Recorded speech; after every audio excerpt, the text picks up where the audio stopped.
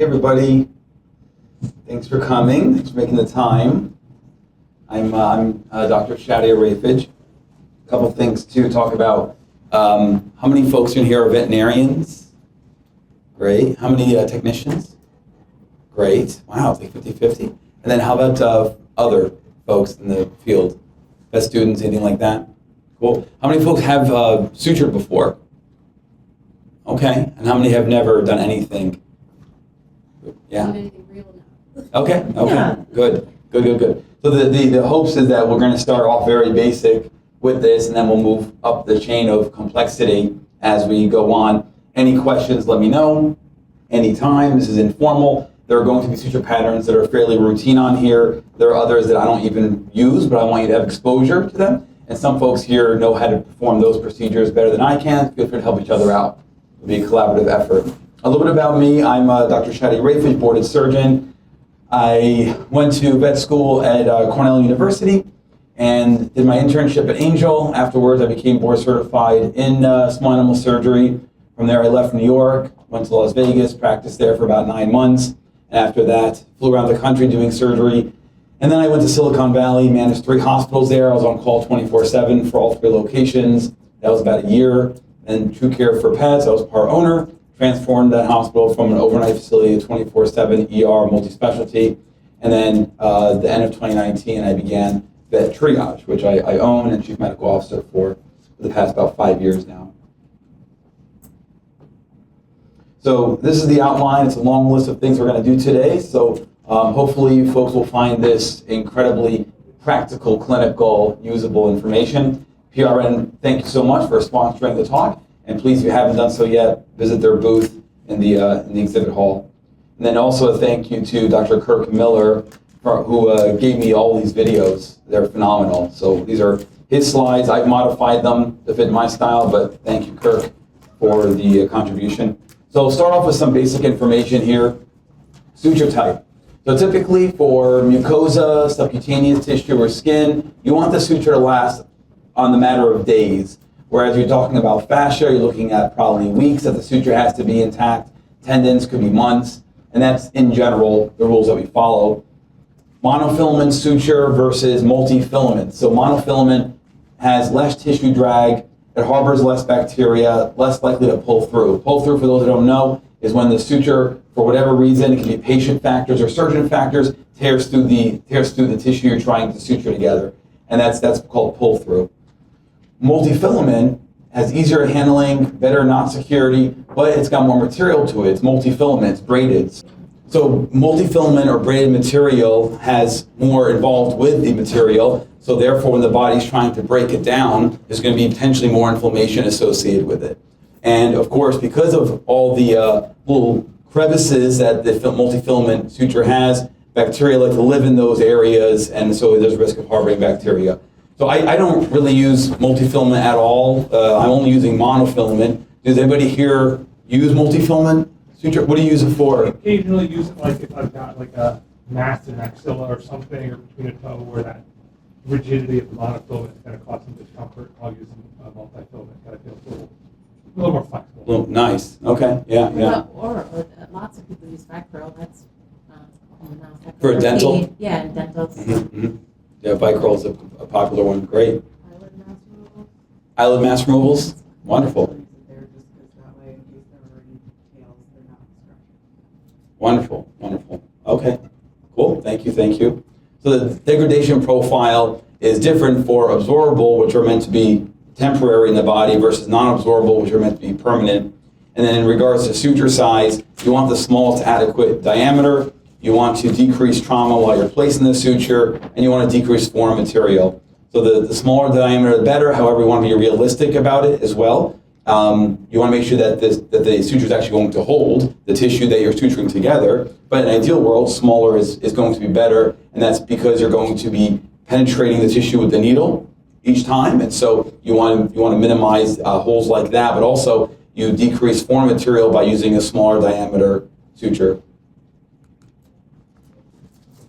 So then just some examples for absorbable suture. These are, you can categorize them as short-term, medium-term, long-term for absorbable sutures. So short-term sutures, mucosal sutures that are used in the face or oral surgery, dermal sutures, especially in young animals, 6 to 7 days of wound support with complete absorption in 56 days.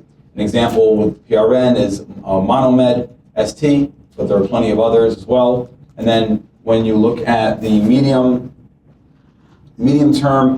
absorbable suture, use these for general closure, for skin repair, subcuticular, soft tissues, including muscle, stomach, intestines, uterus, bladder, ligatures, for pedicles. 14 days of wound support with absorption in about 2 to 3 months. Another example here of a medium-term, mid-term absorbable suture, and then long-term for general closure, subcuticular, cardiovascular, various body parts there, and then wound support for 35 days, absorption in about 6 months or so. And another example of a long-term suture, absorbable suture.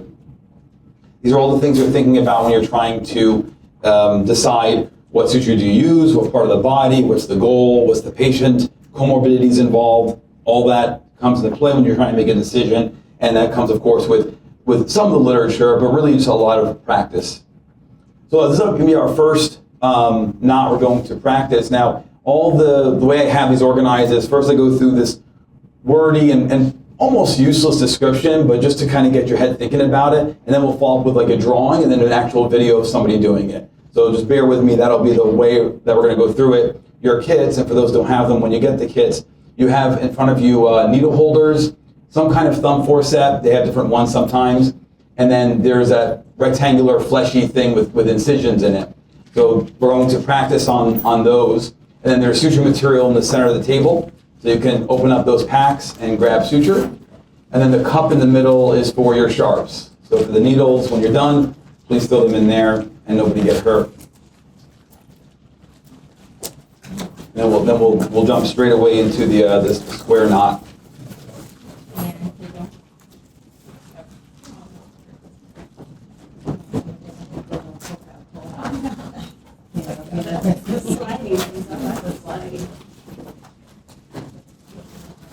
So while you guys are opening them up, I'll just go through some of the aspects of your kits. A couple of common things that come up. So the suture is very smooth. It's got like no drag to it, which is great for the patient, but kind of annoying for artificial stuff. So just be aware that as you pull in the suture, it's going to slide really easily. Sometimes it'll get snagged like on the tablecloth or whatever. Just be aware of your surroundings. And the fleshy boards there are great, but again, it's not real skin. So there are going to be some aspects to our training that may not be realistic for the stuff you have in front of you. We'll make do. We'll get creative with it.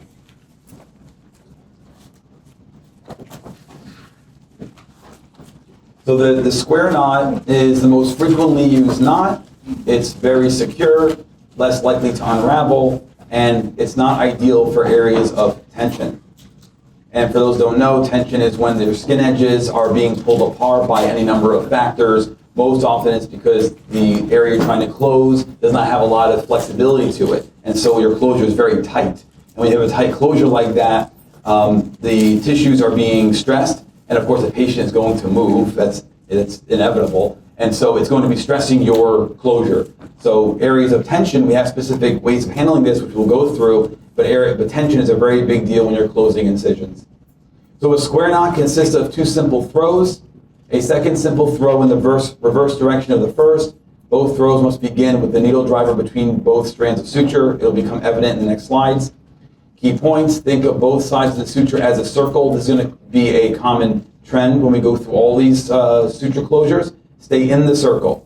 It'll make more sense as we go through it. If it helps, watch just the short end of the suture has to go side to side, start on one side, go to the other, back and forth. So this is what we're aiming for. When you place the suture, you're looking for this sort of pretzel shape. That's what you're aiming for. So you're going to take a bite on one side of the incision, come out the other, and then you're going to have this twist to it. And that's a square knot. And then this is just 2 square knots on top of each other. So the next one is going to be, this will be the video that will start. So if you folks I'll play the video several times, don't worry, and we'll do this for every single suture. We'll just keep playing the video while you guys practice it as well. So a couple of key points. First off, notice how Doc is holding the needle holders. So a thumb in one ring and then ring finger in the other. Some folks palm it, so they'll have a thumb in one ring, then the other ring is left empty and just held in the palm of your hand. But all of you, for the sake of learning, thumb, ring finger, and then notice he's going to be using the forceps for pretty much everything. Use it to grab the edge of the incision, use it to grab your needle. You try to minimize using your hands in surgery because your gloves are going to become contaminated by the patient's bacteria that are normally found in the skin, whereas the instruments have a lot less messiness to them when you're using them to manipulate the instruments and the instruments and the patient. Okay, so just notice that.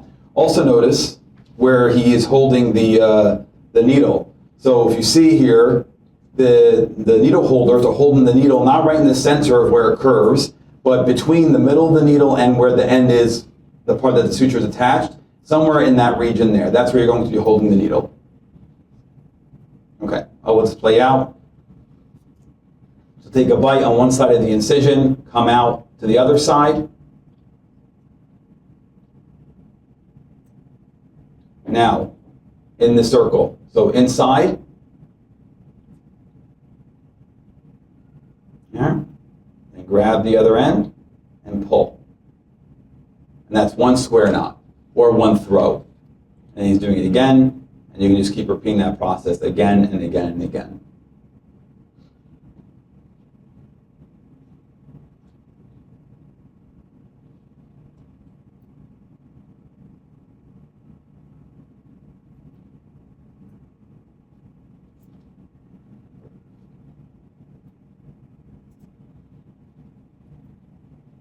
Beautiful. We'll do it again. And then feel free to start trying on your prosthetics. As we go through these, I'll help with more kind of finessing how to do all this stuff too. There's lots of things to learn from just something as simple as this. So feel free to try it out, and I'll walk around the room and see how things go. Yes, question. How many throws do you consider as a secure knot? 4, Yeah. 5, 6? So the question is, how many throws? How many times do you do this when you're trying to close something? The answer is depends. Depends on the suture type that you're using, so which suture material, and depends on what you're trying to achieve. Most of the time, if you're using like PDS, 4 to 6 in that range. It just depends on those factors. There are definitely times where I don't mind if it's a bulky knot at the end of it, and there are other times where it's like I don't really want it that bulky. You know, if you're talking about like a perineal erythrostomy, for example, you don't want bulky knots there because the mucosa is already going to be irritated by the suture material that's there. But if I'm talking about like a joint surgery, you know, where it's going to be stressed because the patient is going to move that joint, then I'll go with toward the 5 to 6 knot range. So it depends on what you're trying to do. Laryngeal paralysis is another example where I want a lot of security there, and I don't care that it's bulky. So I'll put a lot more knots there. You want to try to touch needle all the way to a little bit there.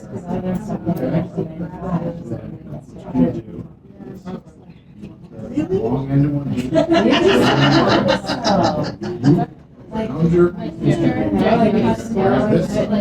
I'm like trying to figure out anything to teach myself now. And you don't want to pull it too tight. You don't. That's too tight.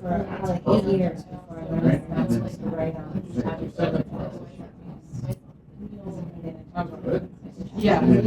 Third throw. This one. You still some room there?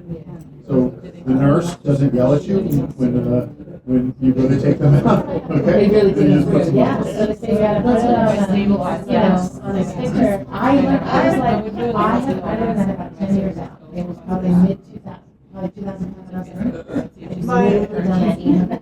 Yeah, my practice manager was really. How we doing, folks? We could share as a feeling pocket. Okay. Okay. I do apologize. Yeah, folks. For those who are missing, the kits, we'll have to share. I think it's just that table. Yeah. You know what we could do? Cut one in half. Hi. I'm gonna lift that one edge. Jumping like. You know what I mean? that all right? Yeah, whatever you guys. Thank you.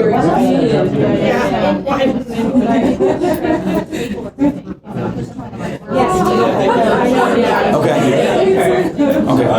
Thank you very much. No, that's fine. Thank you.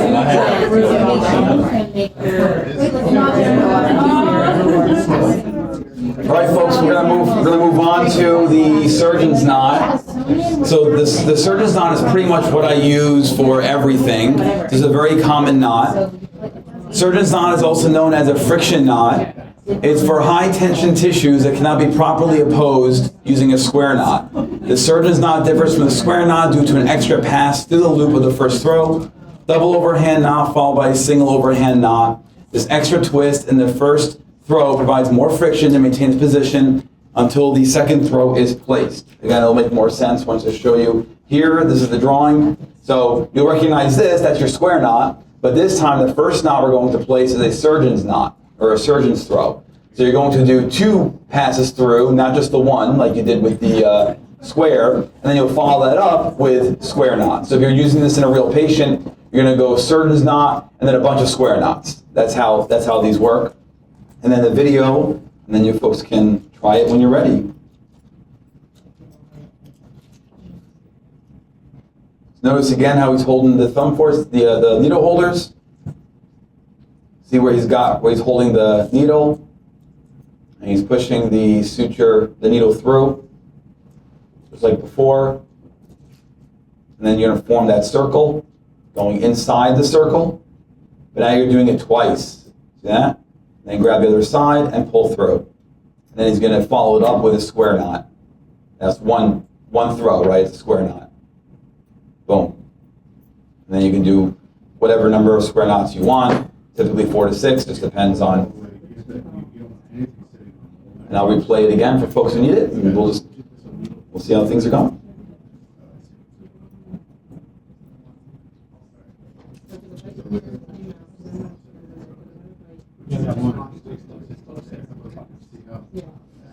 Play it again.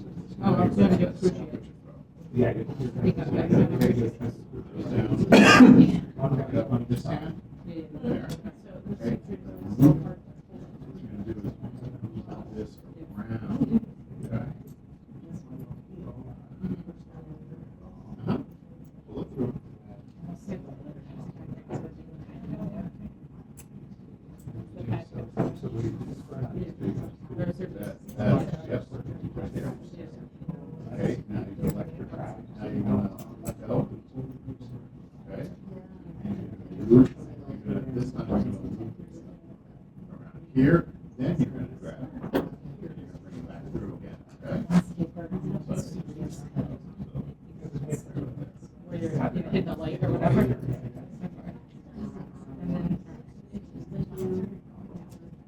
The more you practice this, the more. How are we doing? It's so annoying. It's so annoying. I know. I mean, the ideal is have a cadaver. That's the best thing to do. I don't know what kind of needles. I don't know if these are taper or cutting. All of the paper and cutting, there's no reverse cutting. Okay, yeah. Well, we had reverse cutting yesterday. Oh, you have reverse cutting? I thought so. Yeah, cutting. Yeah, cutting's probably the better way to go if we don't have reverse cutting. I can't imagine taper is working well. I'm using. Have you tried it? You are? I just Okay. push a little harder. Okay. I work with rabbits, so it's nothing. Oh, that's. How you folks doing? Yeah, they're like. Yeah. Reverse cutting more than anything. Are we getting it? There you go. All right, one more time. How you doing? Okay. On the Okay. teacher? Do you need help? Are you still working at it? Oh, and it's. Yeah, do it. Let me know. Okay. We'll play the video if you need that. Take a breath and look at it.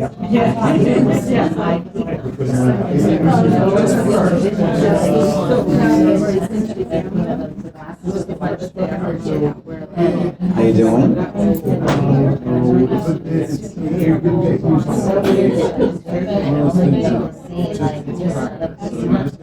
Yeah. So usually it's my non-dominant hand is holding the end of it, and most people will wrap it around their hand. Oh, so the needle for me, like if I'm manipulating all this stuff, right? So I'm like just manipulate it like that. So I do my bite, right? Then I come through, and I'm gonna pull it out, and then I'm gonna do like transfer this, and another bite. And so theoretically, you're always like transferring the needle. Now that being said, in real life, we're always holding the damn thing, but we really shouldn't be. So most of the time, you're just transferring the needle from one instrument to the other, and you shouldn't be hopefully holding it at all.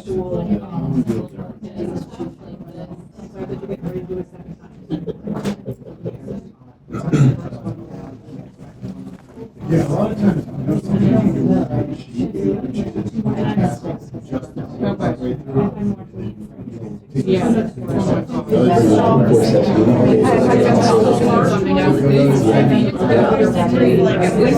There you go.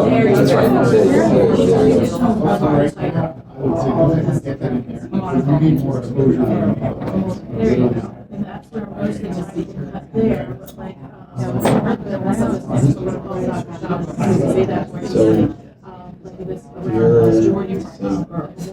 looks like you started not here, but the hands is coming out. Exactly. There you go, open the jaws. Oh, yep, there you go, so we just did, going up a little bit, there you go, and then you have to, and so, yep. I know.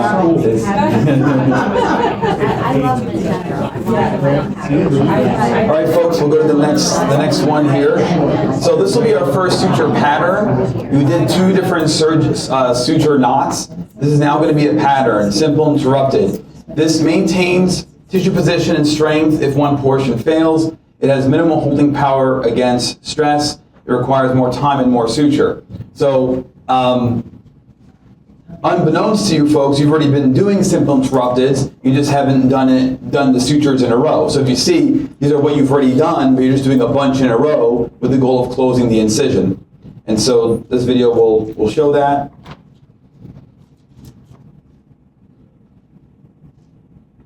So he's taking a bite from one end to the other, and then he'll do a surgeon's throw.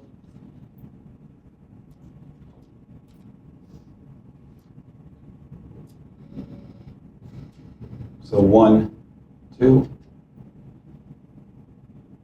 Am I in the wrong video? Let's see here. Sorry. No, this should be it. Okay.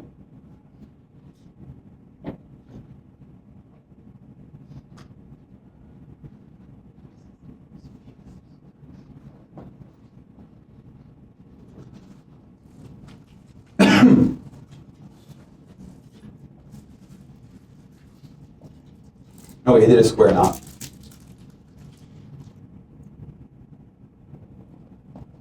Another square knot.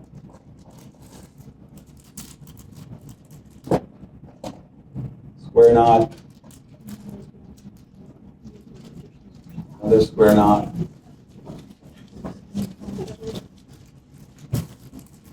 Cuts it.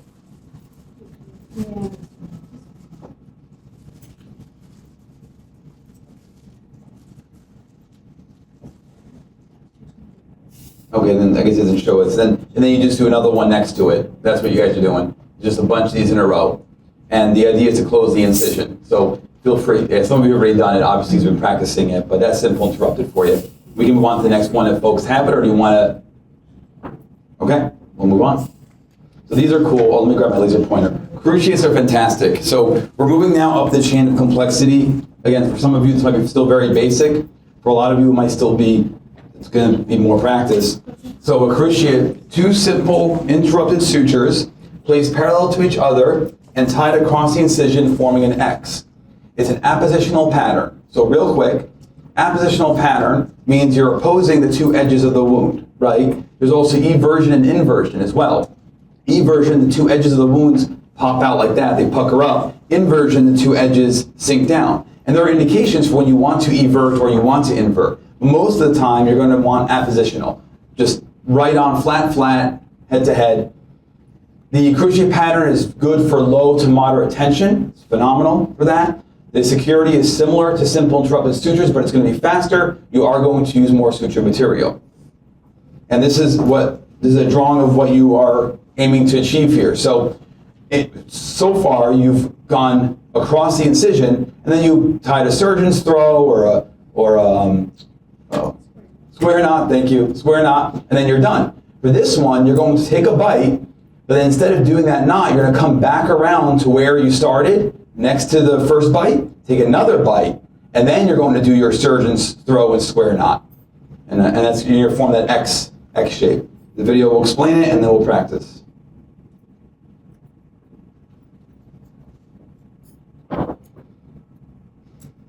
This is really great if you have like a patient that's critical, you're trying to get them off of the operating room table quickly. Cruciate, although it takes up more suture material, it's much faster because you can incorporate a larger span of incision with each suture that you place, with each knot that you place. So you see he took a bite from one end to the other, and then he's just starting over right next to it. Nothing special happened, he's just starting over right next to it.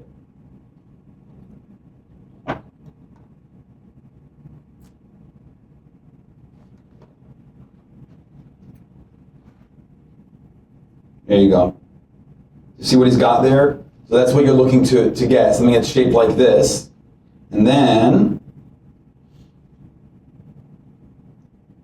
surgeon's throw, and close. And you've got an X. And then followed up with a square knot.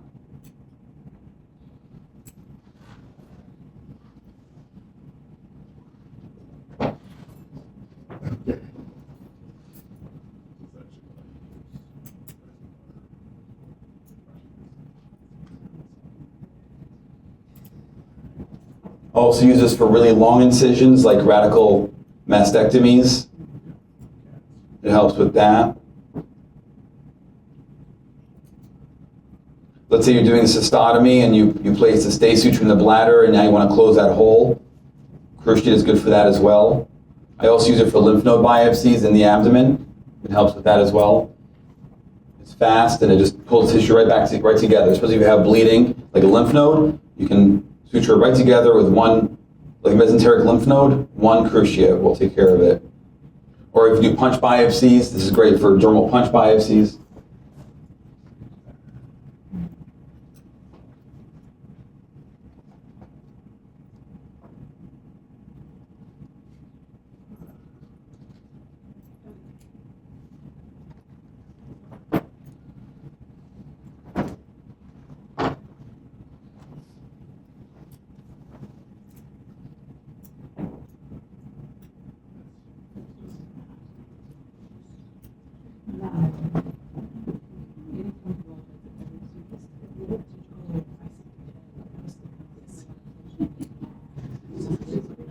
I'll play it one more time and then I'll come around the room and see how you guys are doing.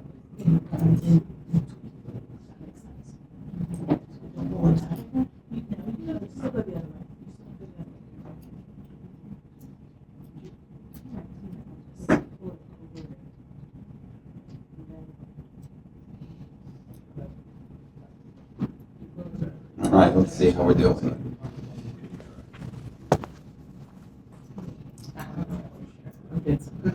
Okay. Whatever helps you out. For sure. Yeah. And then in the body wall, like, that's where you want to not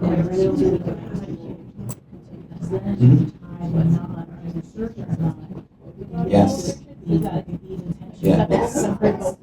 Yeah, I'm okay with it. Okay. You mean like linear, you mean? Like yeah, I'm totally okay with it. I'm still too new to feel comfortable Yes. continuous, but that makes Yeah, for that type of tough tissue, I'm totally fine with it. I wouldn't use cruciate for like an enterotomy or resection anastomosis. Not for any reason other than I don't know anybody who does. Over a body wall, I think it's great. I think it's great. Yeah. If you do too much, you gotta worry. How we doing? Good. Masters like this, huh? It's tight. Yeah, but you're gonna pull it tight first before you do the next one.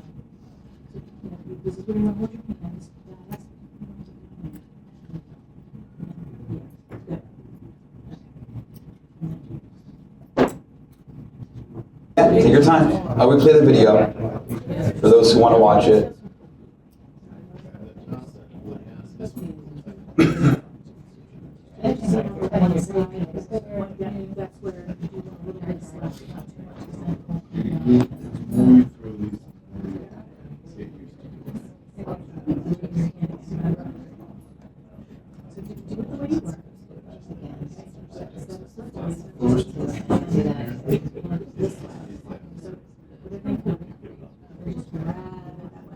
There you go.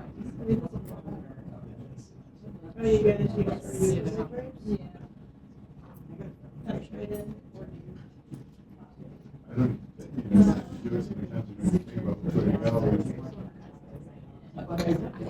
I have a question. I don't think you're going to go over this pattern, but I just wanted to ask you about it because I never really understood about it. You want to take this forward into lock? Oh, we're going to go through that. You are gonna do it? Oh, because like, what's the point of it? I never really understood. All they have to do is write one thing and it comes out. So It's not really that fast. So one of the benefits is that if you do break one part of it, it's actually less likely that it's going to unravel, unlike simple continuous. Again, I don't use it. It's a large animal surgery thing, you know, but swine animal vets do use it, but I don't use it. So there is some So the security idea in is that that. it won't completely, Yeah, only maybe yeah. one or two will come out. And I think it's supposed to be pretty fast too. Really? Maybe I think it's so. because I'm not that great at it. Me too. Yeah.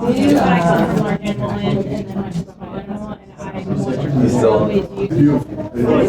All right, folks, we'll go to the next one here. So we're going to move up in complexity. We have the horizontal mattress. Horizontal mattress pattern, and again, bear with me with the text. I know it's going to be not straightforward until you see it.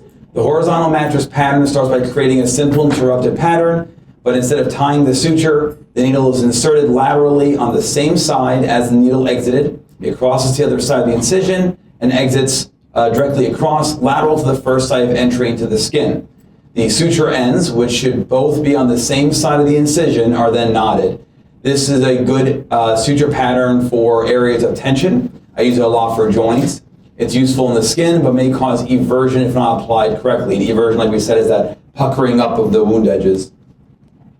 This could cause blood supply issues as well, but you can prevent this by using stents, like buttons or tubings. I've never used buttons or tubings before, but this is a concern. So that's why I use it for really tough tissue. I wouldn't use this pattern for more delicate tissues because of that reason. But let's go through the picture here. This is what you're looking to achieve with it. So if you notice,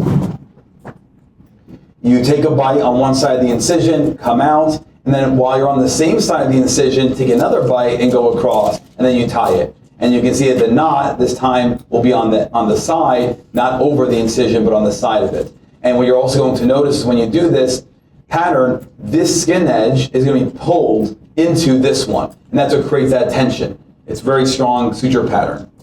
I'll show you on the video, and then you folks can practice it.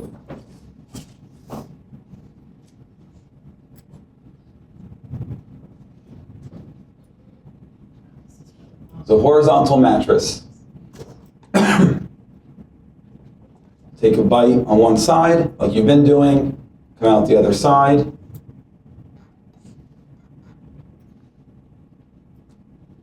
Then you turn the needle around, and he's going the opposite direction next to his first site.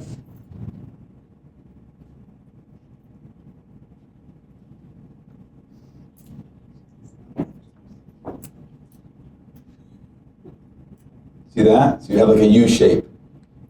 And then surgeon's throw. Notice he's pulling parallel to the incision, and then square knots.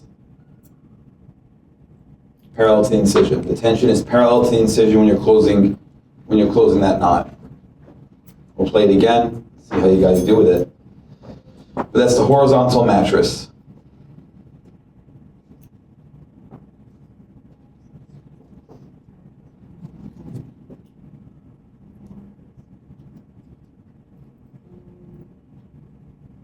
Okay, replaying.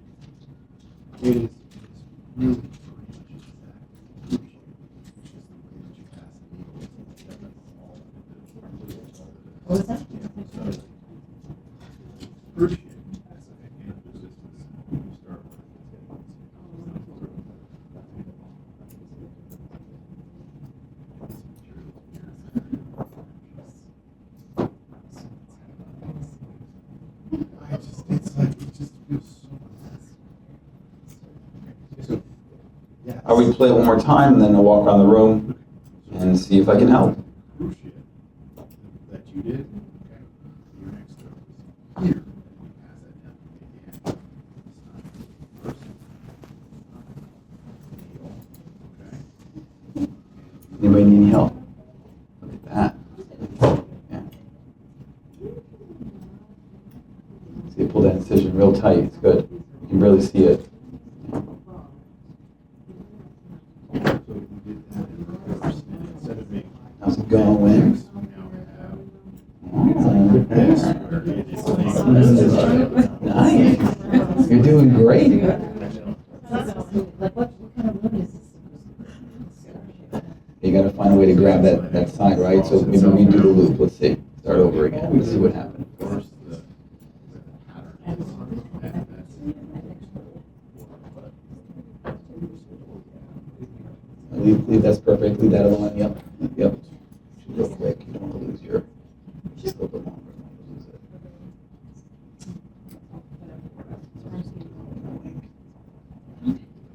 You don't want to lose it. So basically, you do. There you go.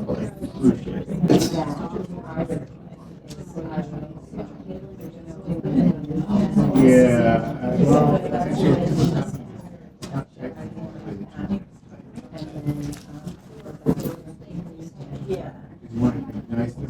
You guys doing okay? Right. Plenty of experience here.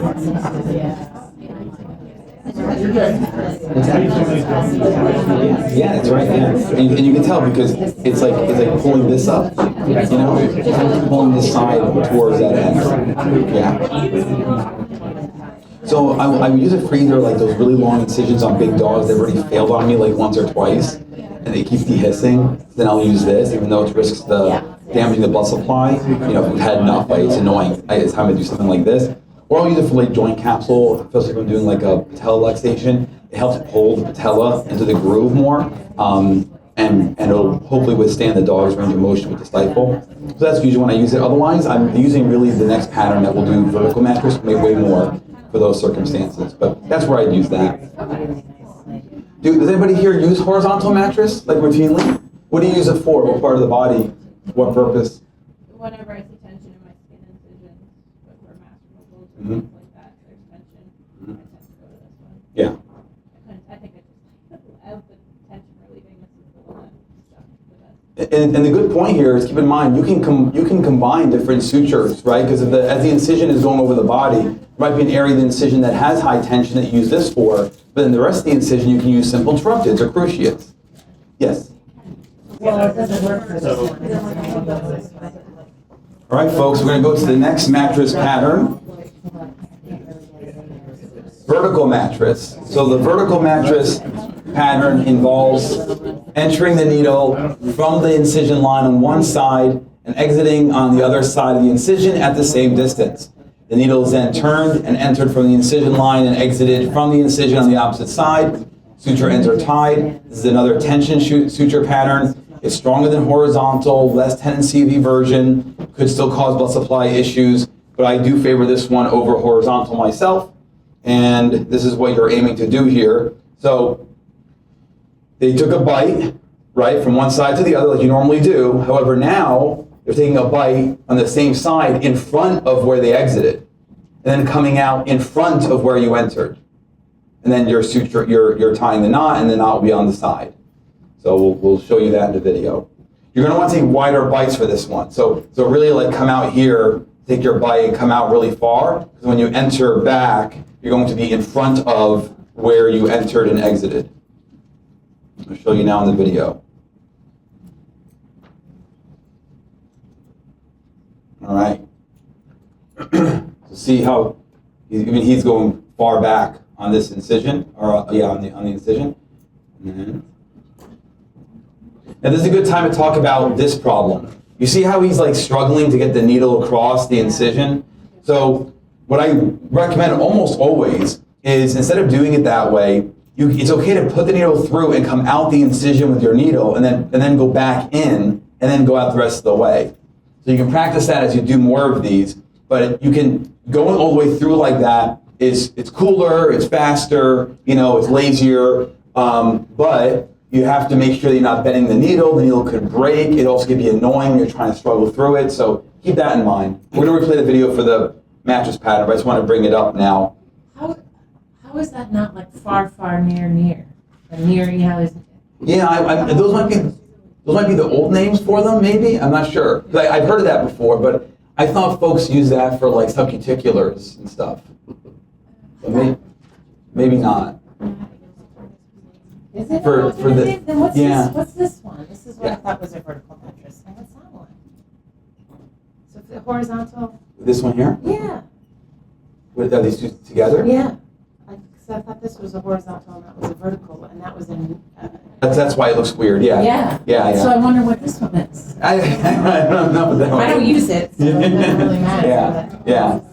No, here, it's like if you see when he takes the bite, where he re-enters the needle.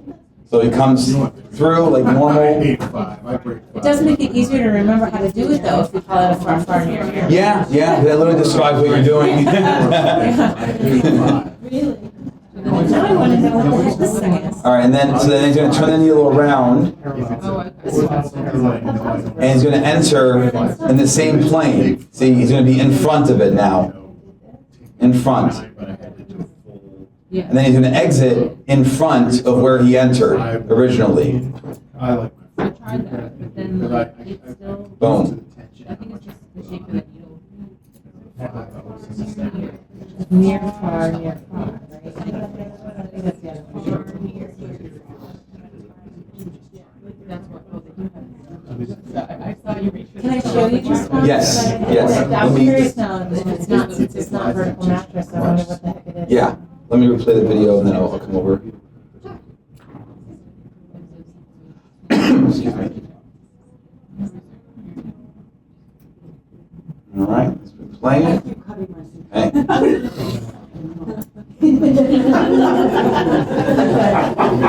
So understanding that way, and then I always thought that was horizontal mattress, and then vertical, which I guess is the wrong name. Well, right off the bat, you're supposed to be going across the incision for a vertical. Well, right, that's what I'm saying, it's not a vertical. Okay. Apparently, clearly, I have the name wrong. So this is what, this is. So it's this way. No, it's this way. No, it's this way. I have one surgeon. I'll replay the video one more time and then we'll move on. So we'll play the video again. My son is after the. This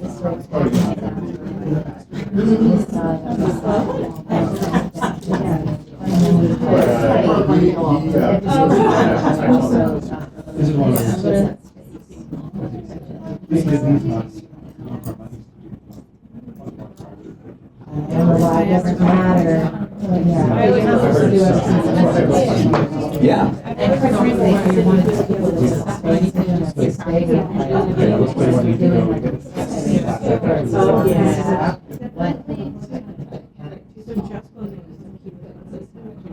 No, and it's faster, you don't have to do a circuit. So instead of doing a circuit, Well, yeah, well, you want to have a bigger bite, it looks like. I'm guessing that's what the issue is. Because that's a risk for suture pull through. Yep.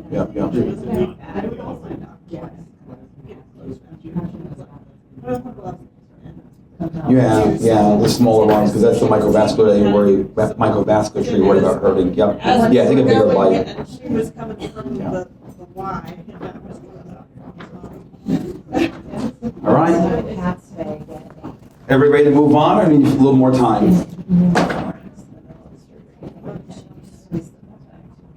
Okay, guys, another suture pattern. So simple continuous. Starts with a square knot, one diagonal pass, one perpendicular pass. If the needle advances above and below the skin, that's called a running suture. It's not as good. This is minimal tension holding, good apposition, good seal. Problem for breaks, because if one portion of this continuous pattern breaks, the whole thing will probably fail. This will start off at one end of your incision the same way you've been doing it, basically as like a simple interrupted. So you'll do a surgeon's throw, a bunch of square knots. However, you won't cut the thread. You'll instead take another bite next to it, go across, go back around, cross, back around, cross, and then you'll close at the end with a knot. That's a simple continuous pattern, and we'll go through the video now.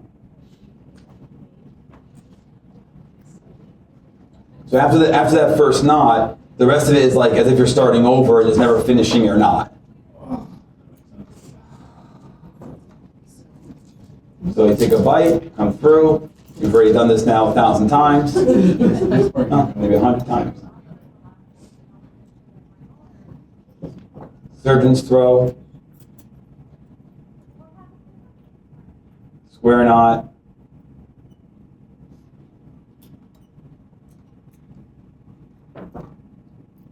another square knot, square knot. You're going to cut that tag just a little short just because, better for the patient. But now he leaves that other end intact, puts the needle back in the needle holder, and he's going to come through. A few millimeters is the distance we're looking for, 2, 3, 4 millimeters. It just depends on the patient and what you're trying to achieve.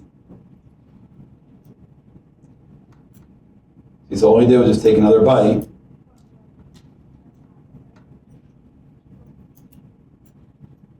And if you notice, he started on this side, right, to start the first knot.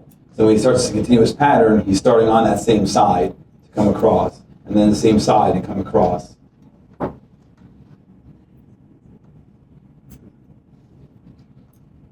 This is a simple continuous pattern.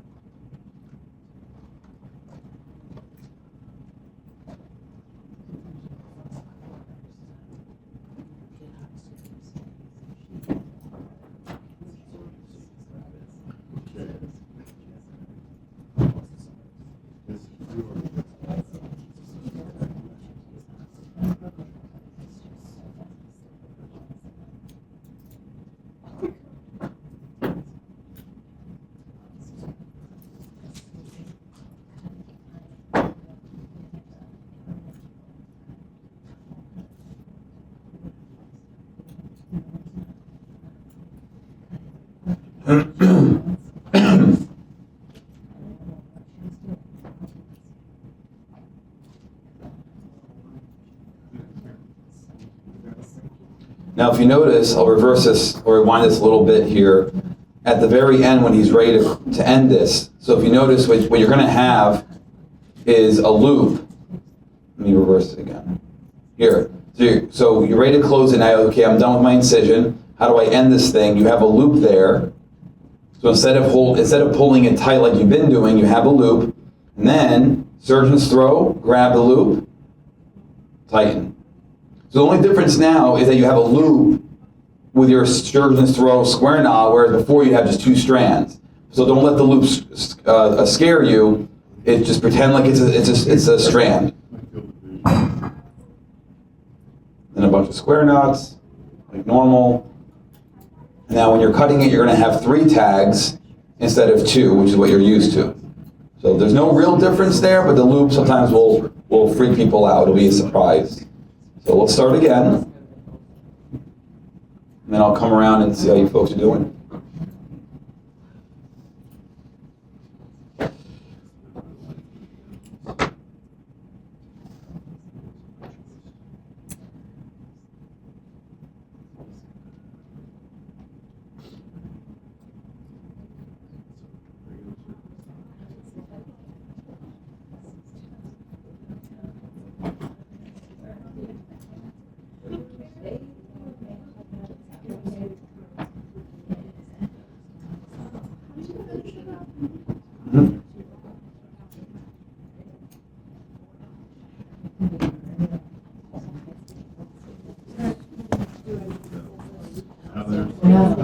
You need to go by your time.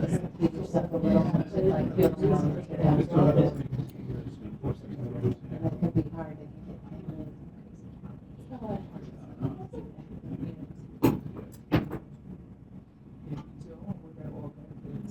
That's your.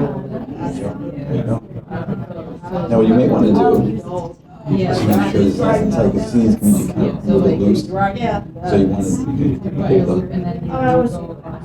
I was told not to put them too tight. Yeah, you have to use your judgment how tight you want. So for example, like the cruciate pattern, sometimes I'll do the same thing where I leave it a little bit loose, I know there's going to be swelling there. So use your judgment, but just want to make sure that the tension is maintained to some degree. Exactly.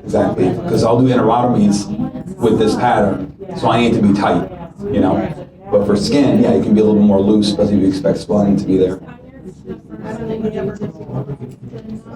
you pull on each side and then in the middle?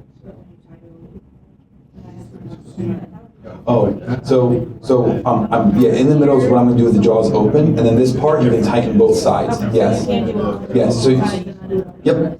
So I start with in the middle, the jaws open, because sometimes that'll even it out, and I also want to minimize like pulling on the sutures that might break it. If I still feel like I need more tension, then I pull on either side, both sides. No, not my opinion. No.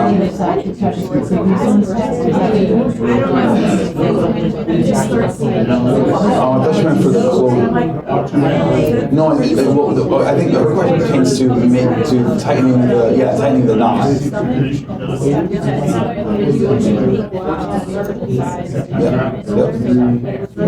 Yeah, that's why I do that.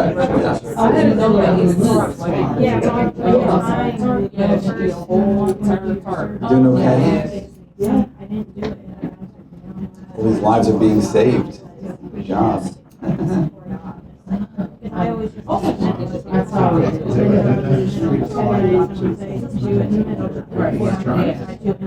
And it doesn't matter the order.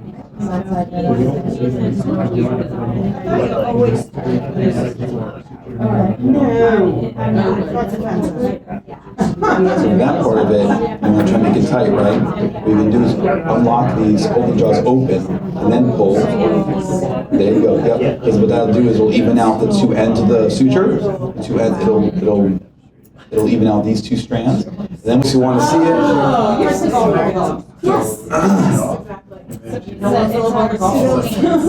You're like, how many are there? Totally makes sense now that you say that. Yeah. I'm actually going to. Yeah, I did that too. My friend that's so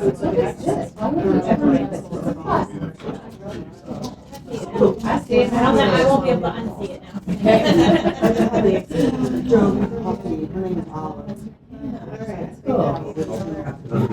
It's like so obvious now that you mentioned Olive. I was like,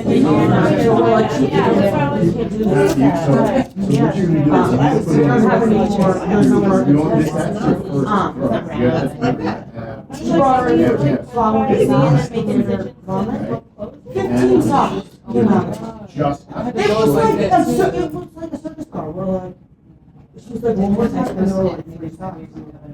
And she said, I want every one of my daughters to have it. I look at it every time.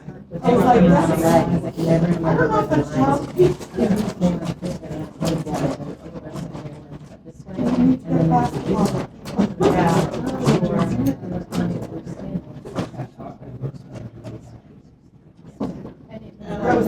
I wish we had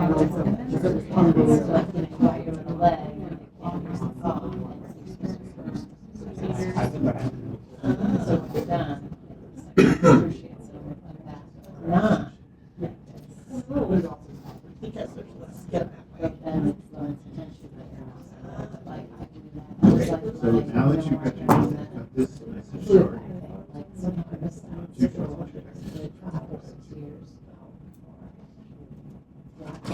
Now, all you can do is throw it for like 2 weeks. Not throws, no, passes. So you're Pass always- through.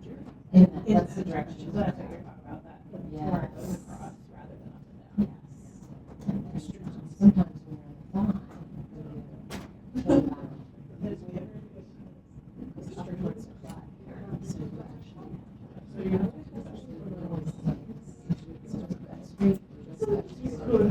when you're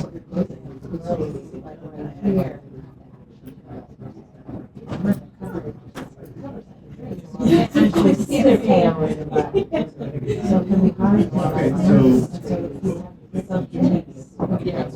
So that you remember where the butt is. Isn't that great? That is great. All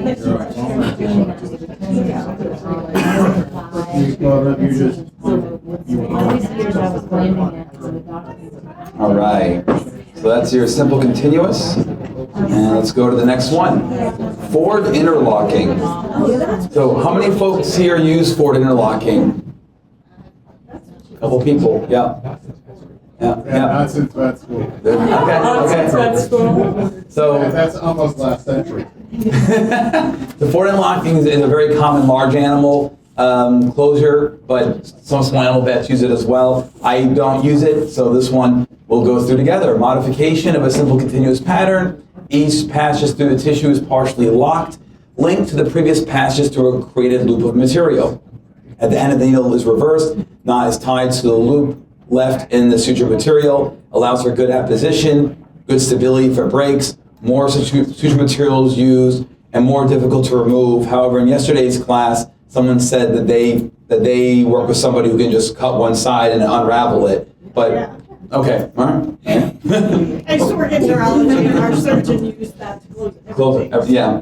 So that's what you're looking for, and then we'll go through a video. So you can see how through passage of the suture, through one loop and the other, you're creating this locking mechanism here. So when you're, instead of a simple continuous where you're not going to be inside the circle, right? This one you're going to be inside the circle. So here's your circle, and then when you take your bite, you're going to be inside it. I'll show you a video. Forward interlocking. Yes, so you want this a little bit bigger. Okay, now, there's your knot. You're gonna report it out. This was Abba Wilson, remember those? Yeah.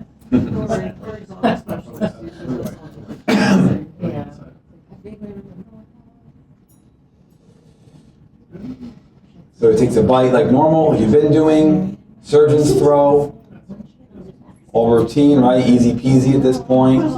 Square knot, looking good, straightforward, no big deal.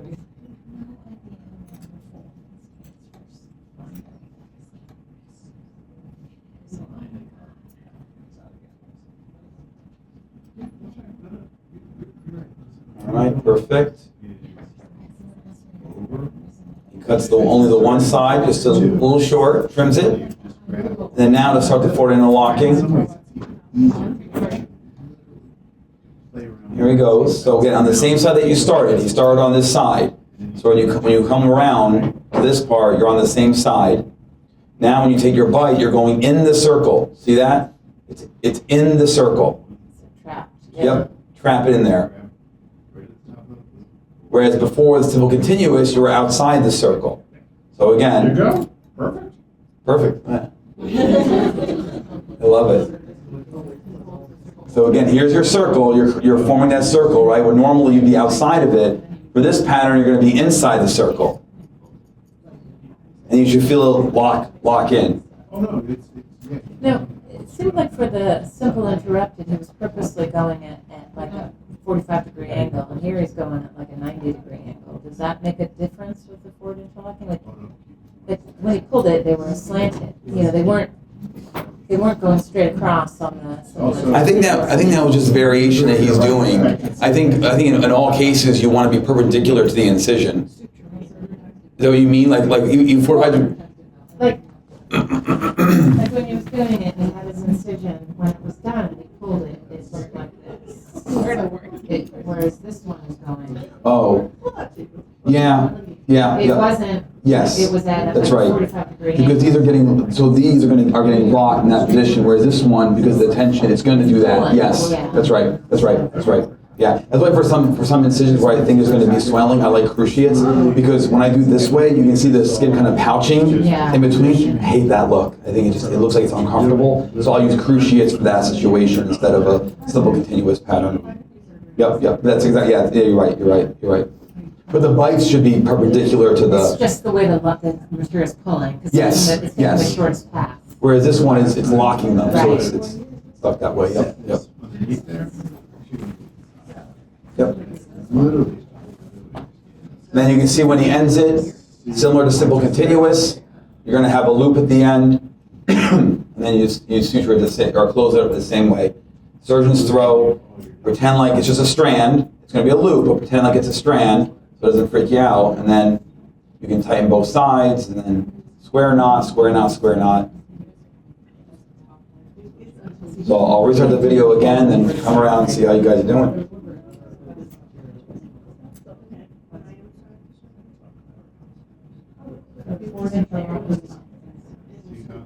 Yeah, perfect. That's correct. And it does tangle.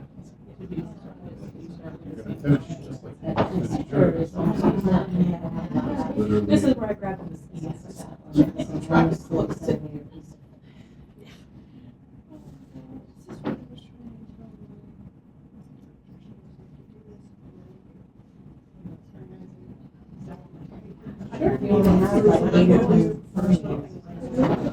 Okay, so starting again here, taking a bite on one side, going across, just like you start every one of these closures.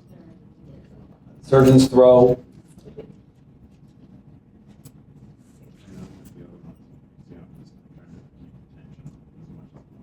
Do you have a preference if you're right-handed or left-handed? Does it matter if you start on the right side or the left, like the cranial versus the caudal side? Yeah, so the question is if you're right-handed or left-handed, does it matter where you start on the patient, cranial or caudal? No, it doesn't. It depends on your comfort level. As a right-handed surgeon, I'm usually going to go from right to left when I close the any incision. You know, there are also times where I've stood on the other side of the table to work the other direction. Just depends on what's necessary. But no, it doesn't really matter. It doesn't matter. As long as you're comfortable. The idea with a question like that, the idea is to minimize surgeon fatigue. Because if you're going to be in the OR for a while or multiple surgeries, you want to do everything you can to make sure you're in a relaxed state. So if you're struggling because of the direction, then just switch. Go the other side. You know. Yeah. Sometimes we get so focused on the surgery, we forget to like question, like, okay, how do I body posture? You know, why am I all like screwed up? You know, yeah, you have to be aware of that stuff. So if you find like your neck's hurting, for example, maybe it's where you hold your tension, or maybe you're just too tall and you have to spread your legs a bit so you can be lower. And now you don't have to lower your neck down. I have tall surgeon friends, and they're always bending their neck down like this. And I'm like, no, just spread your legs. Yeah, and now you're shorter, and you can just go without doing that. So.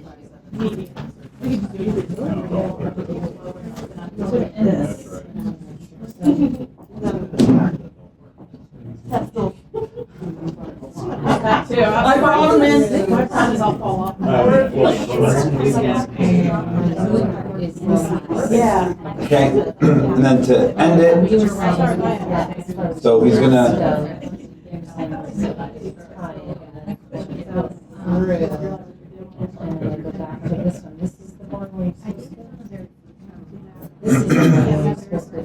He's going to end it by taking a bite on the same side that he started, coming across.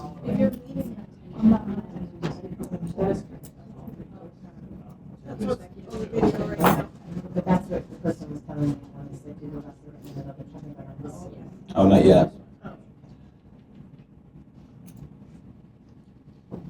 There we go. There we go. There we go. There we go. So you want to end up on the same side that you started. So he reverses the needle and comes down the other side.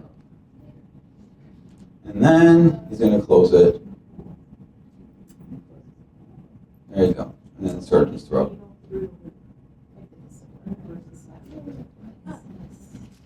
So some of you folks were asking about the tightening of the suture on the loop side. If you notice when he's closing this, the jaws are open to the needle holders. What that does is it allows for the tension on either strand of the loop to tighten symmetrically. So see how the jaws are open. The jaws are open. What do you mean by that? The jaws are If you're closing the incision with the loop, and you have the jaws open, if this is the bottom jaw, and this is the suture will even out. As opposed to clamping it? As opposed to clamping it. If you clamp it, you don't allow for the tension to shift. Okay. The alternative is to grab each strand of the loop and pull that independently. What folks are doing?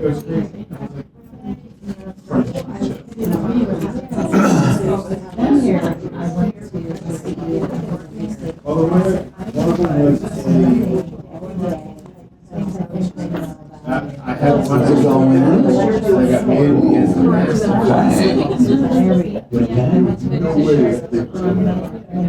Yeah, she gotta take bigger bites. Yeah, being too delicate with her.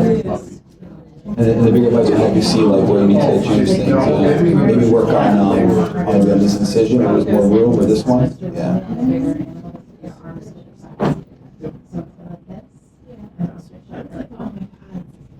Good. How's round 2, Doc? Doing okay? First one, you don't put too much It says that if you have a huge dog. Oh, you brought your nice. Oh, that's very spirit of you. So using brown accents on forceps then? Yeah, that's one to recommend for the future labs, because these other ones are just terrible. We need brown, we need brown. Oh, it looks better. Yeah. Yep. Agreed. I agree. Yeah. Yeah, we'll modify it for future labs then. Yes. See,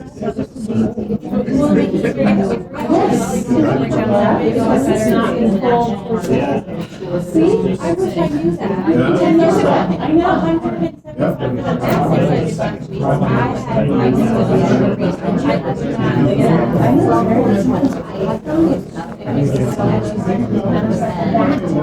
Made it worse than coming to like that. I went to a spay lecture. That was where I learned about this was a while ago. That was like a new thing for I use the surgical tube. Nice and even. And I'll put them in. Mine's not even. Of course, recently, because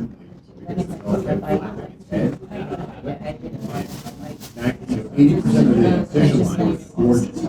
One area is, I was like, I look at my surgical, I grab a leg. They put an extra.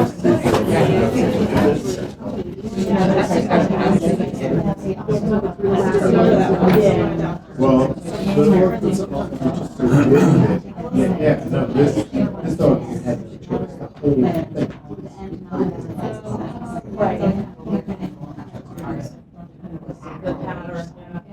They just catch it early, great. I feel like that was something.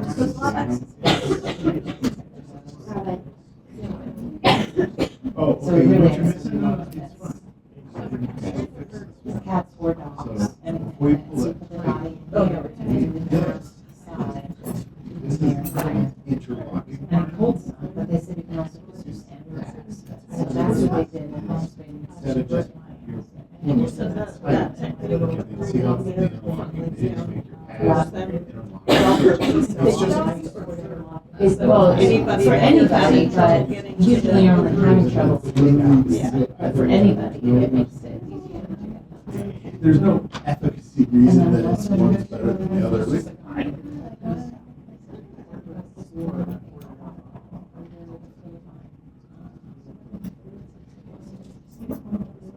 I'm not sure. All right, folks. So at this point, we'll take a 10-minute break. Folks can go do whatever you want to do. 10 minutes. We'll try and reconvene back here. Let's say at 4:25. That sounds good. I know a lot of these have been basic for some of you folks. It's going to get more complex after the break. And also appreciate how far along you've come from when you first started. So good job. Thanks again for PRN again here. Thanks again to PRN for sponsoring this. All right, so I used to spend more time on tacking and walking sutures. These models are not great for them. So I think some folks here want to see the more complex ones anyway. So I'm going to go through them with you just so you're exposed to them. And if you want to practice it throughout, you can. But we won't spend too much time on these because these models are just not great for it. Tacking sutures is when you tack the subcutaneous tissue layer to the deep fascial plane. It's great for eliminating or decreasing dead space. And it's going to be a little hard to watch on this type of video, but what you'll notice, and we'll replay it a few times, is this is for subcutaneous tissue, and the idea there is to tack the subcutaneous tissue down to the deeper layer. So he went from deep to superficial, exited out, went back in superficial to deep, and then now this is the tacking part. He's taking an additional segment of tissue, like in the meat of it, if you will, and then he's doing a surgeon's throw and all that. So we'll replay it. When I say superficial and deep, superficial is external, closest to you. The deep layer is the farther layer to you. So in this scenario, the deep layer is that dark pink, and the superficial is where the skin and the dark pink meet. Let's replay it. And again, I just want this for exposure purposes. If you guys want to practice it, you can, but we're going to go quickly through these two to focus on other more complex suture patterns and suture knots. Is there any, like, so if you're tacking to the body wall, are you trying to get the linea, or are you just trying to Linea. get the muscle? Okay. Yeah. I mean, it depends on obviously where you're working in the body, right? But if this, like for example, this might be like a spay, you're tacking it down to the linea. And I would not advocate tacking down in sequential order. I wouldn't do the whole thing. I would do it intermittently. I would tack it down. Yeah. I don't think it's most comfortable for the patients when it's tacked down, but if you're worried about dead space, it's worth it to avoid another operation later on. So that's tacking suture. I'll play it one more time, and then we'll move on to walking sutures. So deep to superficial. Superficial to deep.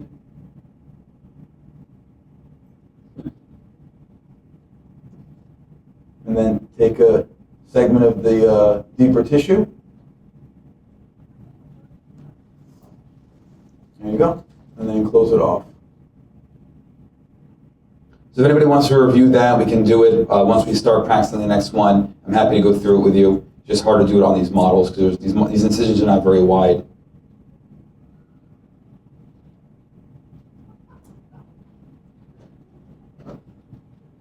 Okay.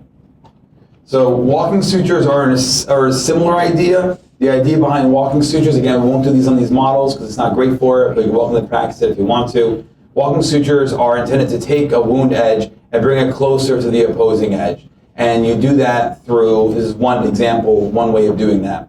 So the bite goes into the subcuticular tissue, so the tissue underneath the skin, or the subcutaneous tissue, but usually you want strong tissue. So subcuticular tissue, exit out, and then when you take the next bite in the deep tissue, this bite is in front of your previous bite. See, it's not in the same plane. It's not over here. It's over here. And then when you tie this together, it's going to bring this edge over. And you'll end up with this type of pattern. And that's a walking suture. So similar to tacking sutures to some degree in terms of taking a deeper bite, but has a different point to it. It is closing dead space, but it's also helping advance the tissue over to make it where there's less tension in your final incision. Can I ask for that one? Yes. Are you supposed to, like, let's say some huge mass on the side of the body wall. You've undermined like crazy, and you have all this dead space because you had to undermine it to get it to close. So you're supposed to like pull on the skin and take your bite and like pull it, or do you just let it lay naturally and take that bite and make it go? You know what I'm saying? You take your thumb forceps and you can evert this tissue, exposing the deeper, the subcuticular tissue, and then from there you take your bite, and then the bite somewhere cranial to it. Now, how much tension you put on this, it depends. It depends what part of the body you're using, because also, you can imagine if you took this bite really far in advance, you're putting a lot of tension now on the tissue, and you're also at risk for breaking the suture. So you have to use your own critical thinking when you talk about this type of closure, because you're going to modify. It's not going to be the same every single time. You're going to modify it throughout the incision. Yeah, but that's exactly where I use these. I use this for really large masses, like a huge like lateral thoracic mass or something like that. It's great for those types of. And usually I'm using large size suture because these are usually bigger animals, and so I'm using like 0 PDS for these. But if anybody wants to try them, feel free, and I'm happy to help. So these were actually requested by previous classes to learn inverting patterns. So we mentioned before appositional patterns, we mentioned before eversion, and this is inverting, where you're going to try and tuck in the edges of the incision. There are two types of inverting patterns, the Connell and the Cushing, and we'll go through the differences. This is primarily used for hollow organs, meaning stomach and urinary bladder most often. We're not really going to use inverting patterns on small intestine, at least on small animal, because you risk decreasing the luminal diameter. But for really expansile organs like urinary bladder and stomach, uterus, you'll use inverting pattern. It helps create a more tight seal. So the way this works is you're taking a bite parallel to the incision and then going across, another bite parallel to the incision, go across, another parallel, go across, parallel. And the only difference between, and they're both the same, you're doing the same thing on both sides. The difference is this is more superficial. See where that needle is? Versus this one's going full thickness. So this is a partial thickness, and this is full thickness. Because some organs, like the urinary bladder or stomach, you don't really want to enter the lumen. It may cause problems. But for uterus, it may not matter as much. So for times where it matters, you go partial thickness, full thickness for when that doesn't matter. But either way, they're both inverting. You do it the same way. So you start off with your surgeon's throw and then go parallel to the incision. I don't think I have a video for this one. So this will have to go based on the drawing. Question? Is that basically just like a continuous horizontal mattress? Yes. Yeah. That's exactly right. Exactly right. Yeah. I think that the pattern you were doing before, it reminds me of this to Yes, some degree, yeah. right? Yeah. Except there's only one. You did only one, yeah. Instead of continuous. Yes. This is a continuous pattern, right? So if folks want to practice this one, go for it. I don't know how many of you will actually use it, but it's nice to see what it does to the tissue when you do it. And I'll walk around to help since there's no video for this one.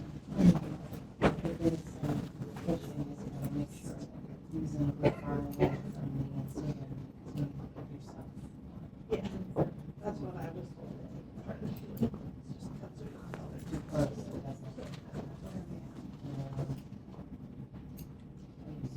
Remember, you're starting off the same way you always do. You take a bite, go across, take a bite, surgeon's throw, square knot, square knot, square knot, square knot, and then you go on and do this pattern. So you start the same way that you did the other ones, and then you take bites that are parallel to the incision. Parallel, go across, parallel, go across. Notice also where they're entering. You know, when they go across, they're going straight across. They're not going at an angle. They're going straight across. And then parallel, straight across, parallel, straight across, parallel. So it's the same plane, same plane.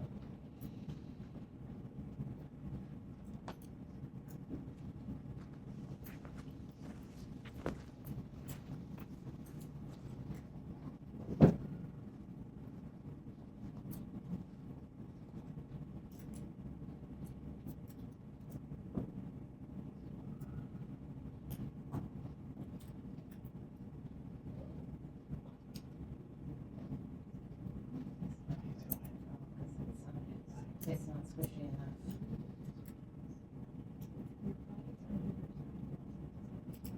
Yes.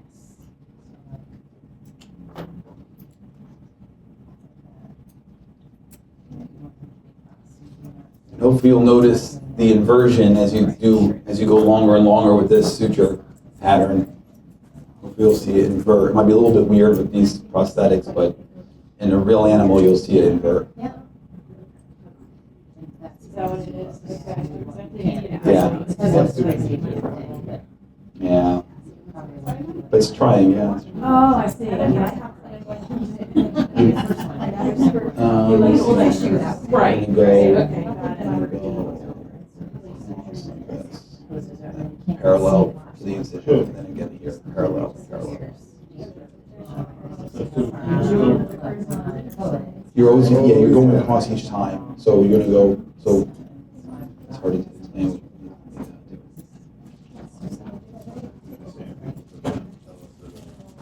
So, parallel. Yeah, because instead of doing your bites. Yep. Because normally you're. That's right, at 4 weeks of age. Oh, yeah. I see what you're Go saying. across, parallel. Yeah.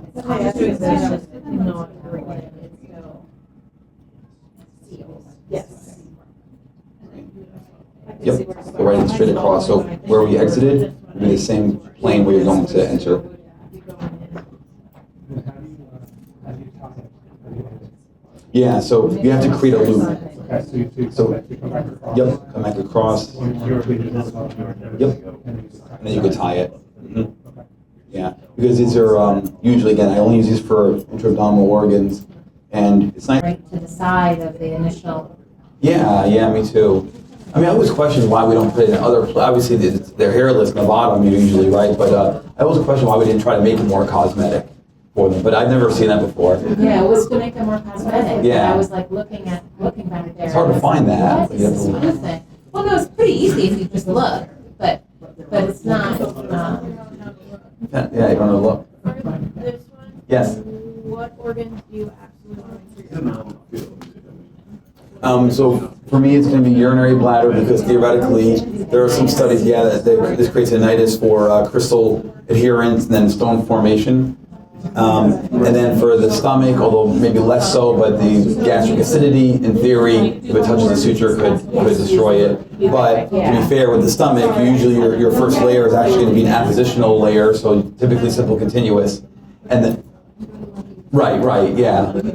So, but those are the two that I would. Then I wouldn't do it I wouldn't use it for intestines at all. I think in large animals they use inverting for like enterotomies or I can't. Though someone told me that, but yeah, you wouldn't use it for. it's so huge, you know, it's like arm That's what I'm wondering, yeah. intestines, you know, yeah. Yeah, but those are the two. Do you always put it on the situations. stomach, or, like, do you do an inverting, Yeah. and continuous and an inverting? Yep. Yeah, 2-layer closure for the stomach, always for the uterus, and ideally for the urinary bladder, although if the bladder is really screwed up, sometimes you can't. Sometimes you barely have the one layer that you can work with if it's really like traumatized bladder.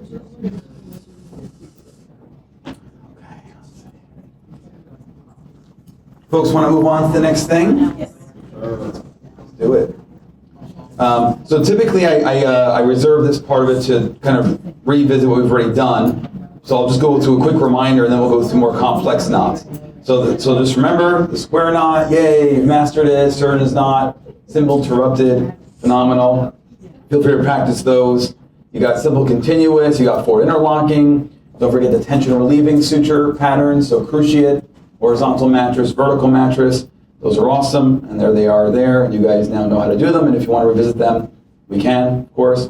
And now the Aberdeen knot. So these are a bit more complex. I don't use these knots, but folks in here are excited to learn about them, and so we're going to go through it. So we're going to play this video several times. It'll go in slow motion in the beginning, and then it'll go normal speed. You can see they start off by doing like a simple continuous pattern. So that's how you'll start this off. You do a simple continuous pattern, but then to end it, this is how you're going to end the continuous pattern. This is the Aberdeen knot.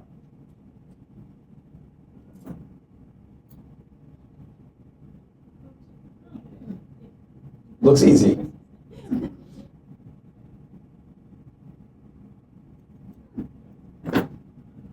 It's always an anti? Well, so who here uses this knot or has used it? Is it always a hand tie or do you use instruments for it? I pretty much hand tie it. I'm not sure how I would do it with instruments very well to keep attention. Yeah. School taught it with only your hands. School taught with hands. Yep. Why would you pick teal yarn? Teal. Come on now. I didn't make the video. It was donated to me. Yeah, I know. So make it black or something. I know. It's like the suture material, and you're on like a white dog and it has white whiskers and white. It's like you can't tell if it's a whisker or the suture material gets bloody. It's the same color. It's Do you find them to be less secure than tying to a loop? For these? Yeah. So see, I think yesterday someone told me it's more secure. Do you feel like it's very secure? It's very secure. I mean, it does take a little bit of to hold attention here initially doing it. Yeah. But some studies have shown it's actually more secure than a square knot. I enjoyed, like, they taught it at school and it just, Well, and then- it felt less secure to me. Yeah. So I don't use them for reason. But the idea is that then that length that you have, now you start doing your subcuticular with that length, correct? What do you mean? So this is supposedly your linea, right? So you tie off your linea, and now you're all done, and you have that one free loop, and then now you start, without cutting it and making a new loop, you start doing your subcuticular with that length, right? That's the idea. Using the same strand of suture? Oh, that I don't know. That I think is the idea. So you use fewer knots. I think you could do that with any. You can, but yeah. Yeah, really to do that with do is. Right. With the same, yeah, right. I've never But done see, it. that length, like that length now you would start doing your subcuticular in the opposite direction. Yeah, I'm always doing it as a separate thing. I've seen that before, but I've always done first linea, and then subcutaneous, and then subcuticular, and done. It's gonna be, your knot's gonna be perfectly buried because it's attached to Right. the other, Right. to the other thing. They taught us smurf it. Oh, okay. To bury it. So you like do it that way and then you smurf. Yeah, smurf it. Yeah, that's right. I smurf it. I smurf it. Yeah, for that. That's when you just kind of take a bite and you go as far, but Play it again. really far away, and you just pull it until your little knot, and they call it smurf because smurf means everything. No, smurf means everything. How Smurfs! Oh no! Like literally, it means everything, right? It means Yeah. hide, it means pull, it means. I've cut my suture line. I tried to do that before with reverse cutting. I've cut my substitute line underneath. And I never do that. Yeah, see, that's. I just leave the little knot out and make owners come back and they see it there, so it makes them come back to get that little knot out. I just leave it. I just leave it there. That's why. You don't worry that the dog or cat's gonna bite it and use that to pull. So I'll walk around. I'm not sure how much help I can be with this one, but I just wanna have no idea how to do it. I guess I need a new length. It looks like you need a very long. I have no idea how to do. there you go. Yeah, yep. And I guess one of the things they're discussing is maintaining tension as you do each one of those knots, and that's where it becomes difficult because if you don't maintain your tension, it'll seem like it's a pretty loosey goosey Don't let one bad closure. But otherwise, yeah, Call it it's perfect. experience bias. You can have weird frequencies happening. Like that cat, that Keep the tension going. And also, when we play the video, we'll do it together. This point,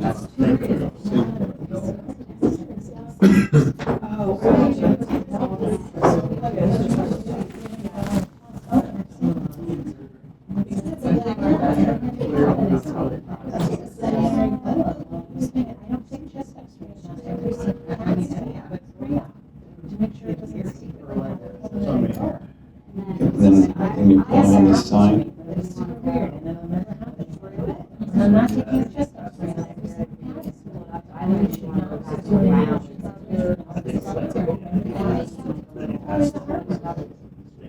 well, he didn't know, so it's supposed to know first. And then when he lands in my line, I'm not doing that.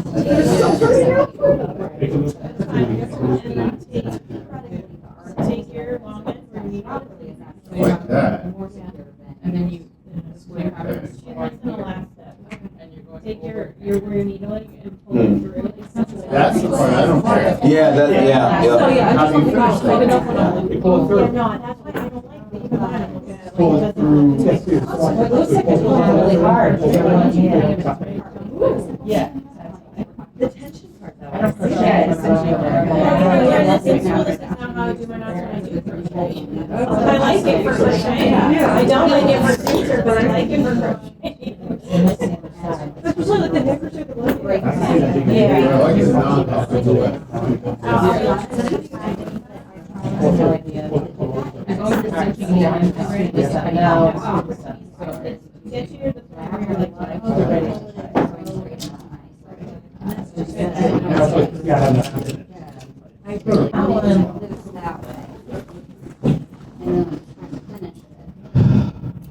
Here. Play the video again. Folks who want to see it.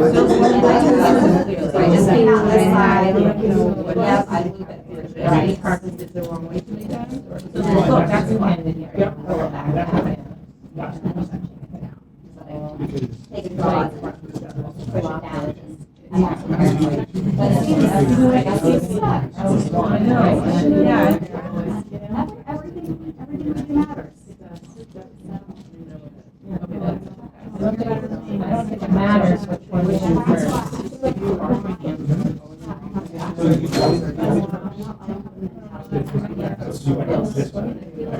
Can maybe a few more minutes and then we'll move on to the next one. We'll see. Yeah,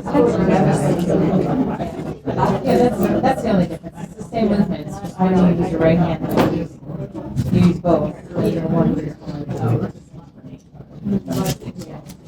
When you get that rhythm, it's going back and forth. But really for an office, you're not doing it. Like the great vision. Yeah. That's why we're not.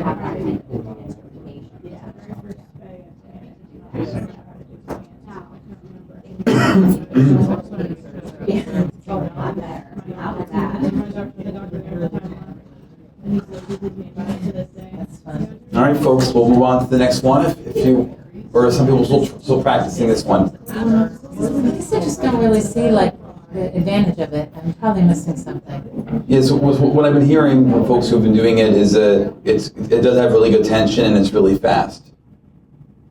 There you go. Yeah. So my thought is, again, I'm not going to start using it, but if folks want to give it a shot in their practice, when they feel confident enough to do it, then have at it and see what you think.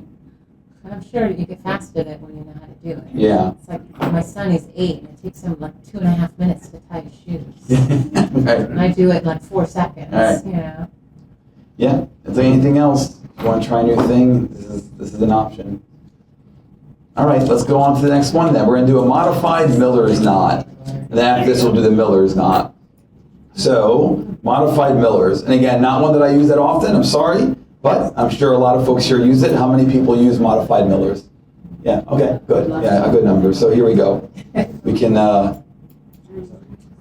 let's go through it. So this is for pedicle ligation, for ligatures. So you're going through. And of course, on your board, on your prosthetic, you don't have any pedicles, so you'll just pretend like the incision is a pedicle. Suture my apple. That's modified Miller's. We'll play it again. So it's always a hand tie? Yeah, when I was in my residency, they were always using this for hand ties. But folks who do this, do you use instruments? Or instruments? Either one? And they recommend this Preference? as a sole knot on the uterine pedicle. Yes, that's right. Yeah. Right. That's the advantage, right? That's why you folks use it because it's more secure. You can get away with just one ligature. Yeah, and you still have to do it in a crush? Do you do it in the crush? No? She does. Yeah, No, I have no yes. idea. I don't There you know go. how to do it. Different opinions. So some said yes and some said no? Mhm. Welcome to life. Yeah. I know. That's okay. Can we see it again? Yeah, of course. Yeah, I'm going to replay it. I forget it's a fast video.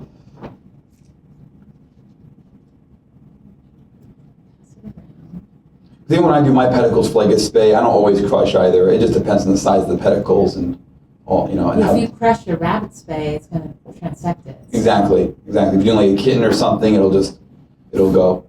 So I just don't. But if a large breed dog So or it's something. almost like a surgeon's knot, that you're doing 2 like base loops before you start to pull it tight. Yep. Play again. Interesting.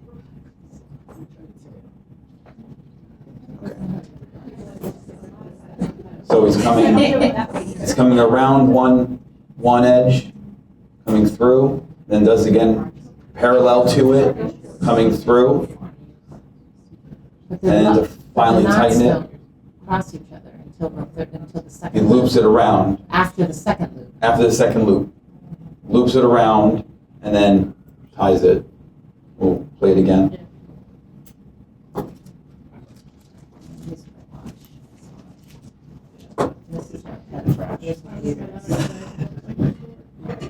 So he comes around first go,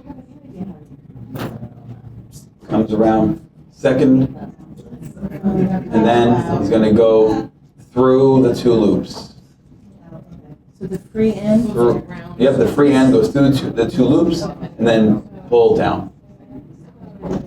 Around, the loops, pull down. Play again. Yeah, I don't do it that way either, and even that way is confusing to me apparently. I do some other ones. So you need like a pretty long amount in your free hand? It seems like Yeah. a long amount. It seems like you need to leave a long tag to it.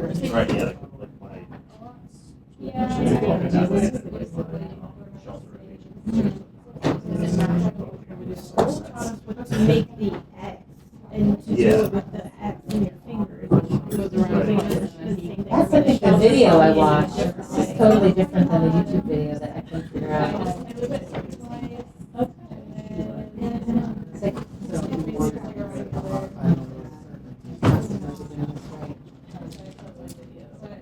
do you mind coming over here? Yeah. I think I'm doing it. Pretending my watch is a uterus. My uterus. Oh, nice, sure. So, this is my big dog. Mhm. Plant. So I take my suture. So pass it around. Pretty That's big, one, yep. Pretty big thing. Pass it around again. Yep. Over. And then it looks like now only one loop, so I need one more. Or is this, because it looks like I only have one and it's supposed to have two. Yeah. Yeah. You replay this.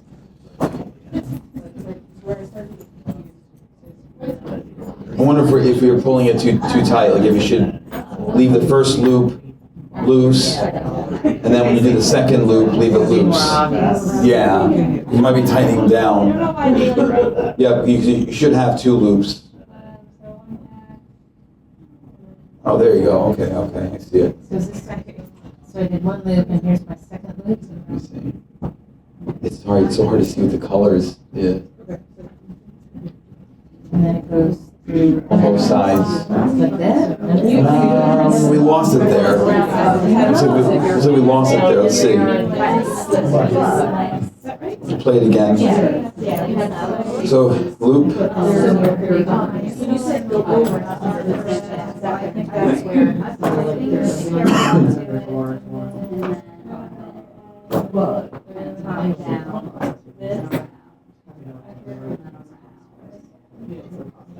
Yeah, I think we're just not holding that other end secure enough while we're doing these loops. There are just two. Is that too many now? What, too many loops now? I went around what I thought was one of these, but I couldn't follow it. I tried. It doesn't have that we don't have pedicles here for this. Well, this is like a pedicle. Yeah.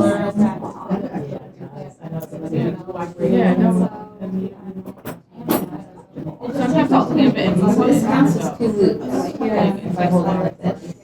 Yeah, and then now you can go through. Yeah, but then this is the part that we're losing the. I'm losing the second loop. Yeah. So then when I did one more loop, then it was too many loops. And you're not supposed to do a loop like a hand touch. But you got around twice.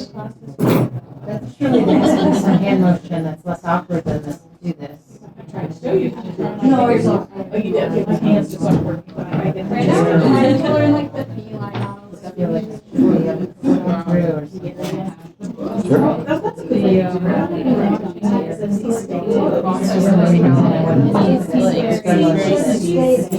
Yeah. You're doing it on here? I'm about 50-50 on getting it to stay. Oh, okay. I got you.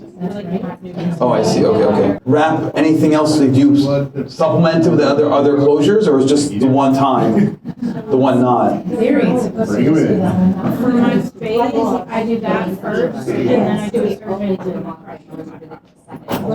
But proximal to this, it's like a separate ligature. Yeah, I always put two ligatures. But for this one, you only do the one throw. Oh, no, I'm sorry, 4 throws over that. For Over that. So after I do 5, 4 or 5. Regular. like square knots or.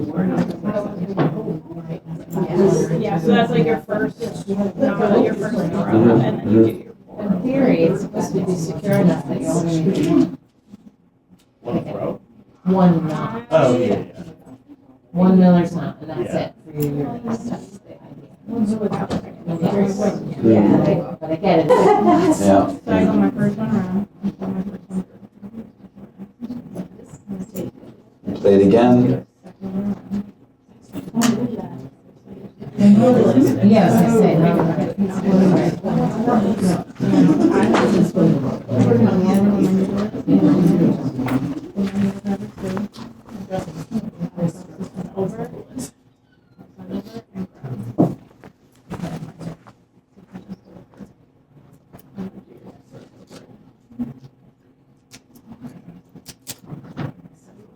Should we move on to the next one? Great. I got an F on that one. That's all right. It's all right. It's going to be practice. So this is just Miller's knot. Okay? You just did the modified Miller's. Now this is the Miller's knot.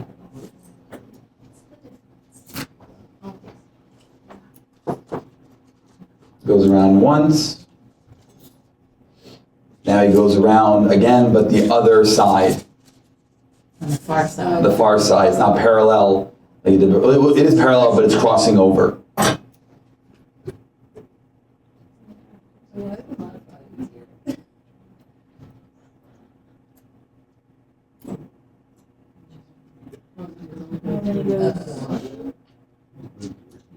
Did you make it?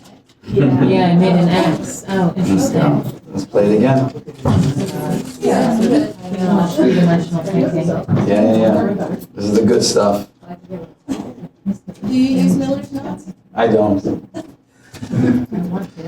it's like a spay, I'm doing transfixation, is what I'm doing, and then usually I'll support it with like a circumferential. But the transfixation suture is towards the patient, just in case. Otherwise, if I'm getting fancy, I have ligature. Just cauterize it, and cut it. Get all the knots. Be done with it, yeah. So I don't do this. You know, literally, things like ligature didn't exist, right? You know, and so now we have this awesome instruments, and if you're fortunate enough to have it in your practice, it's, Did you say a ligaclip? Is that what you said? ligature. Ligature. Yeah, the bipolar surgery as well. But the original thing are these hand ties, and they're very secure. But yeah, I do transfixation is my go-to for pedicles, like for spays. If it was like a splenectomy or whatever, then I'm doing circumferential if I'm not using fancy stuff. Otherwise, it's circumferential. Okay. I feel like that'd be more work for you though, right? What? Splenectomy, right? Yeah, the LDS, the ligature makes the splenectomy 30 seconds long. You can remove the spleen immediately. Cuts down on your blood loss. It's ridiculous. It's like cheating on surgery. Like it's amazing. It's amazing. Love it. Did you hear about that human surgeon that did it to a liver and killed the guy? Yeah, I even do like the guillotine method or just cautery or something. All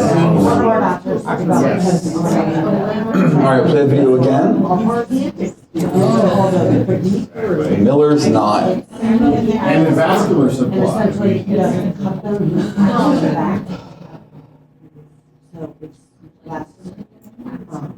I'm so bad at this.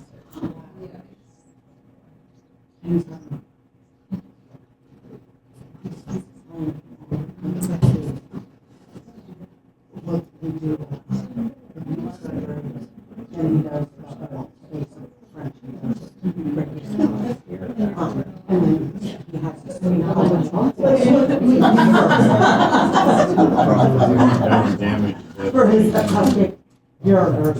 Okay. I want my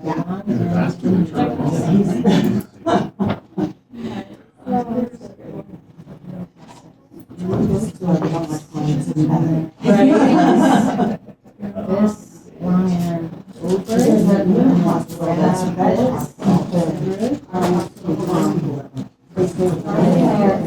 That's where I'm going. I'm slightly terrified about cutting. The odds of 3 or 4. And it Is this was one? regular old. So you're using paper? Oh, nice. Try to do it. I got rid of the video. Modified makes much more sense. Especially in places like they didn't scare us that way. It was like, and now somebody's going after it right now. So it's worth it to see what talks about this with the whole. And this is millage or this is modified? So I thought it was modified milk, but it's not the same modified milk. Yeah, Are this- there multiple, can there be multiple versions of a modified milk? There may be. Okay. I had to look at the textbooks and see what they have there. Because now I'm confused. Yeah. Yep. I generally like it. This is honestly, I'll tell you, I like how you do it.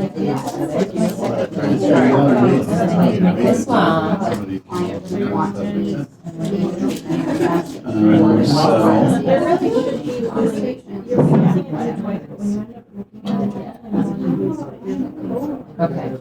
So since we have some time, if we want, we can practice. I skipped this one before because again, our models are not great for this type of closure, but this is a very popular, I use this all the time to close skin and to actually avoid even using skin glue or skin sutures.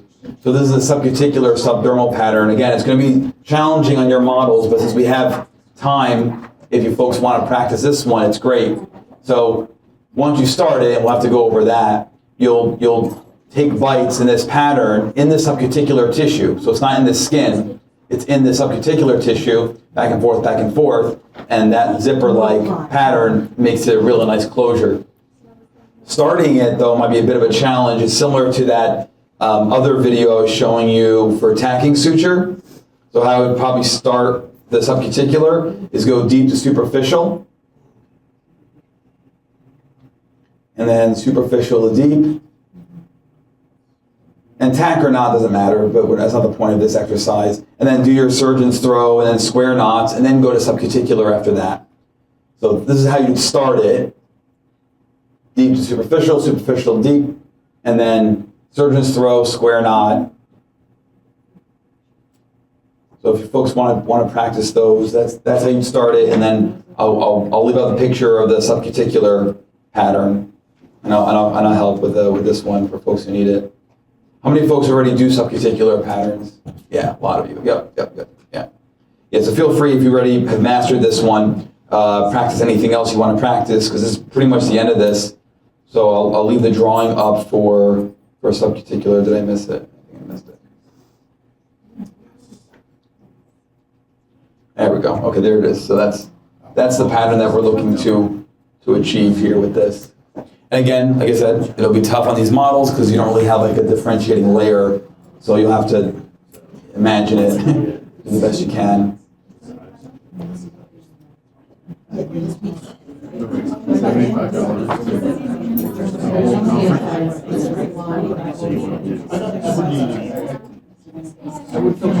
Yeah. Okay.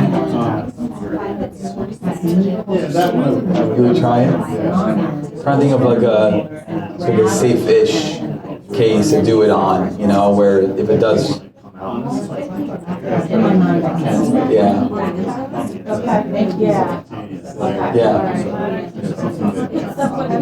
Small incision, for some reason it's failed,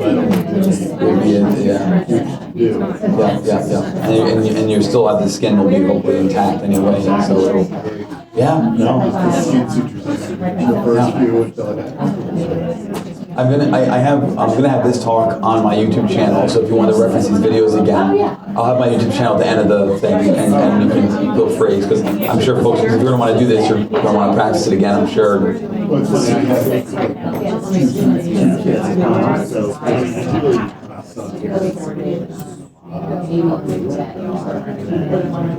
Oh, nice.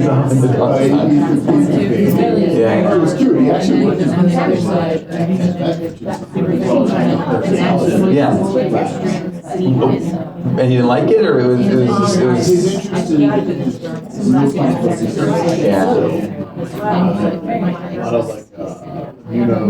all the fleshy rectangle stuff, and then also the suture packs as well. Feel free, courtesy of PRN.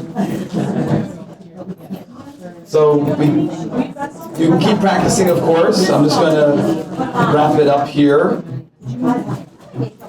So again, thank you, Dr. Kirk Miller. He donated all these slides, and I modified them. PRN, thank you very much for sponsoring this. And this is my contact information. I will have these videos up on my YouTube channel, so feel free to check out my YouTube. And then this is for my company, obviously, VetTriage, but all the socials. My email if you want to reach out to me directly. And yeah, it's been an absolute blast.